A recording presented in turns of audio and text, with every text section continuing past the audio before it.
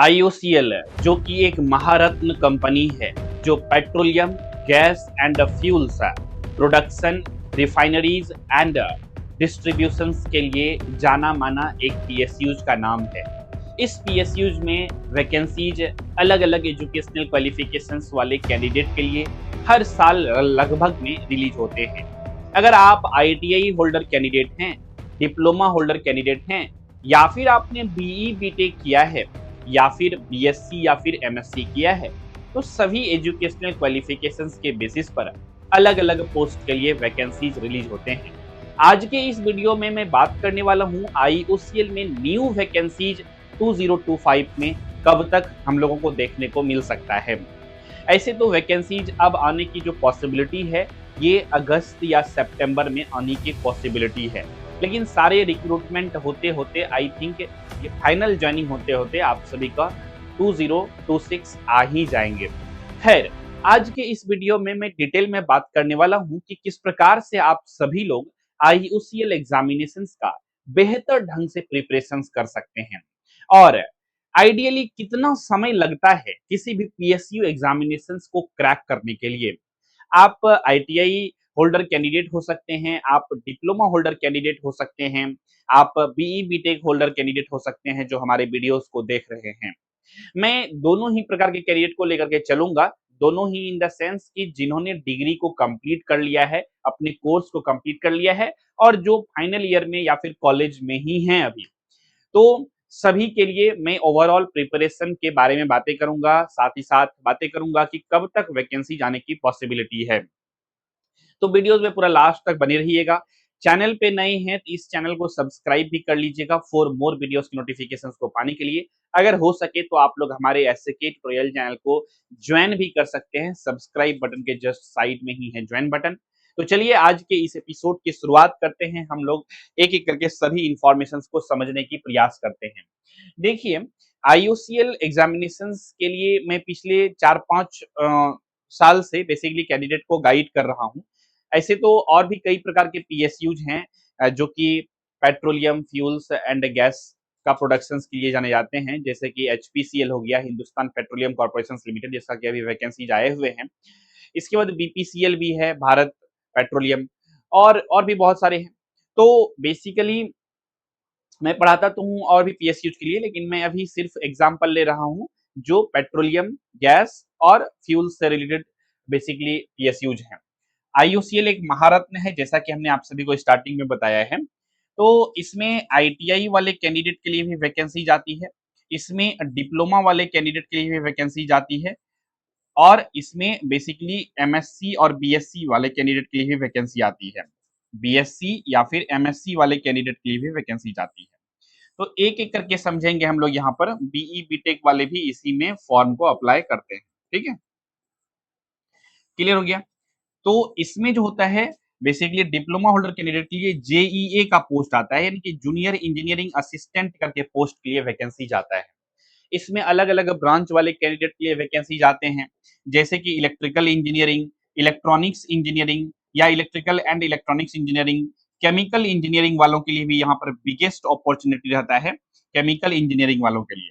अच्छा, यहाँ पर जूनियर इंजीनियरिंग, केमिकल इंजीनियरिंग करके तो वैकेंसी रहता ही है, लेकिन जूनियर इंजीनियरिंग असिस्टेंट प्रोडक्शन करके एक पोस्ट होता है इसमें, जिसके लिए BSc वाले कैंडिडेट एलिजिबल होते हैं, और BSc जिन्होंने केमिस्ट्री से किया है वो लोग एलिजिबल होते हैं, और साथ ही साथ डिप्लोमा इन केमिकल इंजीनियरिंग वाले कैंडिडेट भी इस पोस्ट के लिए एलिजिबल होते हैं। डिप्लोमा इन केमिकल इंजीनियरिंग वाले कैंडिडेट जो होते हैं इस पोस्ट के लिए एलिजिबल होते हैं, जूनियर इंजीनियर असिस्टेंट प्रोडक्शन के पोस्ट के लिए। इसके बाद ITI के लिए टेक्निकल अटेंडेंट करके पोस्ट का नाम आता है, टेक्निकल अटेंडेंट। तो ये सभी पोस्ट के वैकेंसी आने की पॉसिबिलिटी है। BSc MSc लेवल का जो वैकेंसी जाता है इसमें assistant quality control officer post के लिए आती है, जो कि अभी उसका फाइनल रिजल्ट आने वाले हैं। अब ये सभी पोस्ट के लिए वैकेंसी जाते हैं, इन चीजों को हम लोगों ने समझ लिया। अब हम लोग ये समझने की प्रयास करते हैं वैकेंसी कब तक देख सकते हैं। तो हमने स्टार्टिंग में भी आप सभी को एक हिंट के रूप में आप सभी को बताया कि वैकेंसी जो है प्रोबेबिलिटी है कि आपको अगस्त या फिर सितंबर में दिख सके, अगस्त नहीं तो सितंबर में दिख सके। अभी इसका कोई ऑफिशियल पुष्टि नहीं की गई है, लेकिन पिछले साल जो वैकेंसीज आई थी 29 सितंबर को एग्जामिनेशंस भी हो गए थे 2025 को। ठीक है, यही जेईए के पोस्ट के लिए, यानी कि जूनियर इंजीनियरिंग असिस्टेंट पोस्ट के लिए और टेक्निकल अटेंडेंट पोस्ट के लिए, मतलब जो आईटीआई वाले एलिजिबल थे जिसके लिए। आईटीआई वालों के लिए भी अलग अलग ट्रेड वाइज वैकेंसीज आती है। इलेक्ट्रीशियन, फिटर, इलेक्ट्रोमैकेनिक, अलग अलग ट्रेड वाइज वैकेंसीज यहाँ पर हम लोगों को देखने को मिलता है। ठीक है, यहाँ पर अब हम लोग बात करते हैं कि एक टेंटेटिव डेट है, अगस्त या सितंबर में वैकेंसी हम लोगों को देखने को मिल सकता है। और अगर वैकेंसी आते हैं अगस्त सितंबर में, तो आप 3 मंथ मान के चल सकते हैं। तो दिसंबर में नहीं तो जनवरी सब में एग्जामिनेशन होंगे, इसका कंप्यूटर बेस्ड टेस्ट एग्जामिनेशन होंगे, अगर वैकेंसी इस डेट में नोटिफिकेशन आ जाती है तो। ठीक है, तो पॉसिबिलिटी है कि वैकेंसीज आ सकते हैं, नोटिफिकेशंस आ सकते हैं। इसीलिए आप सभी लोग जितने भी कैंडिडेट हमारे साथ जुड़े हुए हैं एटलीस्ट, उन सभी को बेसिकली जो भी आईटीआई होल्डर कैंडिडेट हैं या फिर बीई बीटेक डिप्लोमा कर रहे हैं या फिर कर चुके हैं, बीएससी एमएससी वाले कैंडिडेट, ये 3 प्रकार के कैंडिडेट हमारे चैनल को सब्सक्राइब भी किए हुए हैं, हमारे साथ जुड़े हुए भी हैं।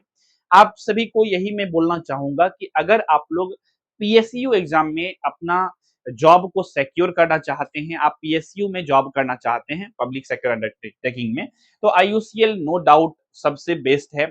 महारत्न कंपनी भी है और सारा फैसिलिटी इसमें आपको बढ़िया से मिल जाता है। क्वार्टर वगैरह भी मिलता है रहने के लिए, बहुत सारा फैसिलिटी है।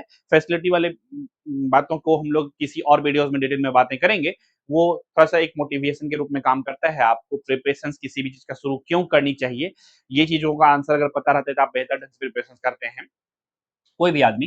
ठीक है, लेकिन फिलहाल हम लोग यहाँ पर ये समझते हैं कि आप अगर ये सभी डिग्री रखते हैं, आपके पास ये सभी कोर्स के सर्टिफिकेट हैं, तो आप आईओसीएल में आपके पास जाने का बेस्ट अपॉर्चुनिटी है। अब इस एग्जामिनेशन के प्रिपरेशन के लिए आइडियली आपको कितना समय चाहिए? आइडियली आपको जो है ना, इस एग्जामिनेशन के प्रिपरेशन के लिए 3 मंथ का टाइम चाहिए। अच्छे से अगर आप प्रिपरेशन करेंगे तो 3 मंथ अगर आपके पास आप देते हैं अच्छे से डेडिकेटेड वे में, तो आप अच्छे से बेहतर ढंग से प्रिपरेशन कर सकते हैं। आप सभी कैंडिडेट के लिए आप चाहें तो प्रिपरेशन सेल्फ स्टडी करके भी कर सकते हैं। तो अभी मैं बात कर रहा हूं पहले कि प्रिपरेशन कैसे करें। ठीक है, प्रिपरेशन, हाउ टू प्रिपेयर, इसको भी ध्यान से समझ लीजिए। अगर आप सीरियस कैंडिडेट हैं तो पूरा लास्ट तक वीडियो में बने रहिएगा, अदरवाइज सिर्फ देखने आए थे कि क्या हो रहा है आज के इस वीडियो में, तो जा सकते हैं अभी भी छोड़ करके। देखिए, हाउ टू प्रिपेयर में 2 तरह की बातें आती है। एक होता है सेल्फ स्टडी करके क्या हो सकता है इस एग्जामिनेशन का प्रिपरेशन, और दूसरा होता है कि आप जो है बेसिकली कोर्सेज को बाय करके प्रिपरेशन करते हैं, कोर्सेज को बाय करके प्रिपरेशन करते हैं। तो बेस्ट क्या रहेगा? देखिए, सेल्फ स्टडी सभी का प्रोज एंड कॉन्स होता है, और जो यहाँ पर सेल्फ स्टडी वाला पार्ट है, ये मैं कहूंगा कि डेफिनेटली कोई भी एग्जामिनेशन इस वर्ल्ड में नहीं है जिसको सेल्फ स्टडी करके क्रैक नहीं किया जा सकता है। लेकिन यही है कि सेल्फ स्टडी करके अगर आप करते हैं तो इसमें आपको एक्स्ट्रा इफर्ट लगाना पड़ता है, और एक्स्ट्रा इफर्ट अगर आपको लगाना पड़ रहा है तो बेसिकली आप 3 मंथ में सिलेबस कंप्लीट कर पाएंगे कि नहीं कर पाएंगे, ये चैलेंजिंग रहता है थोड़ा सा। और आपको ये भी क्लियरिटी नहीं रहती है अगर आप सेल्फ स्टडी करते हैं तो कि क्या पढ़ना है, कितना पढ़ना है, किस तरह से पढ़ना है। अब इसके लिए आपको रामबाण तरीका बता सकता हूं मैं, कि अगर आपको ये पता करना है कि क्या पढ़ना है, कितना पढ़ना है और कैसे पढ़ना है, तो आपको आईयूसीएल एग्जामिनेशन के प्रीवियस ईयर क्वेश्चन पेपर को देखना चाहिए और प्लस सिलेबस को देखना चाहिए। ये दोनों चीजों को अगर आप स्टडी टेबल पर रखते हैं तो आपको पूरा अच्छे से पता चल पाएगा, समझ में आ पाएगी कि आपको क्या पढ़ना है और क्या नहीं पढ़ना है। देखिए, प्रीवियस ईयर क्वेश्चन पेपर और सिलेबस अगर आप अच्छे से एनालिसिस करेंगे ना, तो ये दोनों जो है ना गाड़ी के हेडलाइट के तरह काम करेगा। जिस प्रकार से कार का हेडलाइट अगर दोनों जले तो रास्ता पूरा क्लियर साफ साफ दिखाई पड़ता है, उसी तरह से अगर आप प्रीवियस ईयर क्वेश्चन पेपर को बढ़िया से समझ लेंगे, एक एक क्वेश्चन को बढ़िया से फील करेंगे कि किस टॉपिक से कहां से किस प्रकार के क्वेश्चन आ रहे हैं, और सिलेबस को देखेंगे, तो आपको क्लियरिटी आ जाएगा कि क्या पढ़ना है, क्या नहीं पढ़ना है और किस प्रकार से पढ़ना है। अब देखिए, ये तो हुआ सेल्फ स्टडी वाला अप्रोच। अब इसमें आपको इफर्ट एक्स्ट्रा लगाना पड़ेगा, लेकिन कुछ कैंडिडेट ऐसे हैं जो एक्स्ट्रा इफर्ट लगाने के लिए बेसिकली कह सकते हैं कि उतना टाइम वेस्ट नहीं करना चाहते हैं, या चाहते हैं कि टाइम पे सिलेबस कंप्लीट हो जाए, सिस्टमेटिक वे में पढूं। ठीक है, तो उनके लिए जो है कोर्स बाय करने वाला ऑप्शन सही रहेगा। तो आप लोग हमारे साथ भी जुड़ सकते हैं। हमारा एसएके ट्यूटोरियल ऐप पर आईओसीएल एग्जामिनेशंस के लिए कंप्लीट बैच जो है अवेलेबल है। आप सिंपल में गूगल प्ले स्टोर से एसएके ट्यूटोरियल ऐप को डाउनलोड कर लीजिए अपने फोन में। ऐप में लॉगिन करके आप सभी लोग पीएसयू क्रैकर्स बैच में इनरोलमेंट ले सकते हैं, जिसमें कि आईओसीएल एग्जामिनेशंस के साथ साथ है आपका जितने भी पीएसयू हैं, जैसे कि आईओसीएल तो है ही, एचपीसीएल है, बीपीसीएल है, बीपीसीएल है, ठीक है, ओएनजीसी है, और भी इसी तरह से जितने भी पीएसयूज हैं, तो सबका प्रिपरेशन आपका एक ही बैच से हो जाएगा। ठीक है, बैच खरीदिए एक बार और प्रिपरेशन करिए अनेक बार। जितना बार आप प्रिपरेशन कर सकते हैं कीजिए। दोबारा आपको बैच खरीदने की आवश्यकता नहीं है, क्योंकि बैच की जो वैलिडिटी है वो अनलिमिटेड है। तो जिन भी कैंडिडेट लोगों को बेसिकली जुड़ना है बैच में, उनके लिए बिगेस्ट अपॉर्चुनिटी है। तो मैं यहाँ पर जस्ट एक अपडेट दे देता हूँ। अगर आपने बेसिकली बीई बीटेक या फिर डिप्लोमा इलेक्ट्रिकल इंजीनियरिंग या इलेक्ट्रॉनिक्स इंजीनियरिंग से किया है, तो इलेक्ट्रिकल वालों के लिए जो है वोल्ट शास्त्र बैच अवेलेबल है हमारे ऐप पर। सर्च करिएगा, आ जाएगा। इलेक्ट्रॉनिक्स इंजीनियरिंग के लिए जो है सर्वज्ञ बैच है, उसमें आप इनरोलमेंट ले सकते हैं। केमिकल इंजीनियरिंग वालों के लिए चैम एई जेई क्रैकर्स बैच है, उस बैच में इनरोलमेंट ले सकते हैं। डिप्लोमा होल्डर बीई बीटेक वाले कैंडिडेट, वहां पर आपको कंप्लीटली पढ़ाए जाएंगे। और बीएससी वाले कैंडिडेट के लिए जो है बीएससी पीएसयू क्रैकर्स बैच है, पीएसयू क्रैकर्स बैच है, उस बैच में आप इनरोलमेंट ले सकते हैं और अच्छे से अपना प्रिपरेशन कर सकते हैं। या फिर आपको बैच समझ में नहीं आ रही है कि कौन सा बाय करना चाहिए, तो आप हमारे एडमिशन हेल्पलाइन नंबर पे भी कॉल करके जानकारी ले सकते हैं। हमारा एडमिशन हेल्पलाइन नंबर है 7903200795। इस नंबर पे कॉल करके जानकारी ले सकते हैं। हमारी टीम आपको बैच से संबंधित जो भी क्वेश्चंस को आप लोग पूछेंगे, वो सारे इंफॉर्मेशन को आप सभी को हमारी टीम के द्वारा दे दी जाएगी। तो आई होप आप इन सभी चीजों को समझ गए होंगे। तो मेरा पर्सनल आप सभी को सजेशंस रहेगा कि अगर आप लोग डिप्लोमा होल्डर कैंडिडेट हैं, अगर आप लोग आईटीआई होल्डर कैंडिडेट हैं, अगर आप लोग बीई बीटेक होल्डर कैंडिडेट हैं, या फिर बीएससी एमएससी वाले कैंडिडेट हैं, तो तैयारी वैकेंसीज के नोटिफिकेशंस आने पर तो सब कोई शुरू करता है, लेकिन सिलेक्शंस लेने का चांस उसी का ज्यादा रहेगा जो वैकेंसीज के आने से पहले तैयारी अपना शुरू रखे। और जब वैकेंसीज के नोटिफिकेशंस आ जाए तो तैयारी को और स्पीड कर दे, रिवीजन को और नेक्स्ट लेवल तक ले जाए। सिलेक्शंस उसका होता है। मैक्सिमम लोग, सभी लोग लगभग में 95% लोग प्रिपरेशन शुरू कब करेंगे, जब नोटिफिकेशंस आएगा तब। और हर बार में मतलब बहुत अच्छे सिलेबस भी कंप्लीट नहीं कर पाएंगे और फाइनल रूप से सिलेक्शंस नहीं ले पाते हैं। मैक्सिमम लोग, एक्सेप्शनल का मैं बात नहीं कर रहा हूं, कुछ लोगों का अलग बातें हैं, लेकिन जनरली अगर आप मतलब देखेंगे अपने आसपास भी सभी कैंडिडेट को, तो प्रिपरेशंस वो वैकेंसी जाने के बाद शुरू करते हैं। तो ऐसा आप लोग गलती ना करें। अभी से ही बेसिकली शुरुआत कर सकते हैं और बेहतर ढंग से अपना प्रिपरेशंस कर सकते हैं।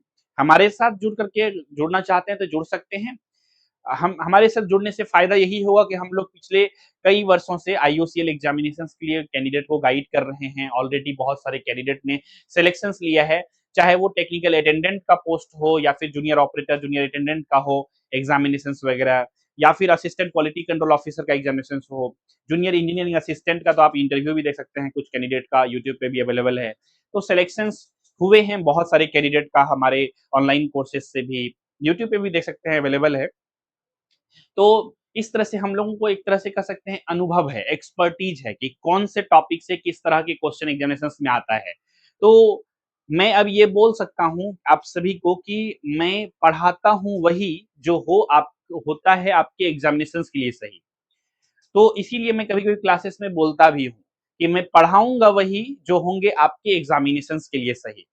तो अगर आप लिमिटेड चीजों को सिस्टमेटिक वे में पढ़ते हैं और क्या पढ़ना है क्या छोड़ना है इस चीज का समझ आ गया है, तो कोई भी एग्जामिनेशन को आप इजी वे में क्रैक कर सकते हैं। तो ये सब थी कुछ बेसिक बातें।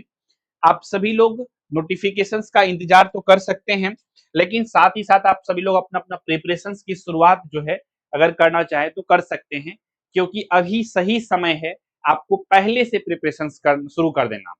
अगर आप और पढ़ना क्या है, अगर आप इलेक्ट्रिकल इंजीनियरिंग के स्टूडेंट हैं तो इलेक्ट्रिकल इंजीनियरिंग ही पढ़ना है आपको, केमिकल इंजीनियरिंग के कैंडिडेट हैं तो केमिकल इंजीनियरिंग ही पढ़ना है, कुछ ट्रैक से अलग हटके तो नहीं है। और ये पढ़ा हुआ चीजें तो ऐसा नहीं होगा कि आपको काम नहीं आएगा। पीएसयू इस पीएसयू का वैकेंसी नहीं दूसरे जगह पे आ गया तो नॉलेज तो सेम ही रहेगा। तो इसका तैयारी आप लोग जुड़ सकते हैं हमारे साथ।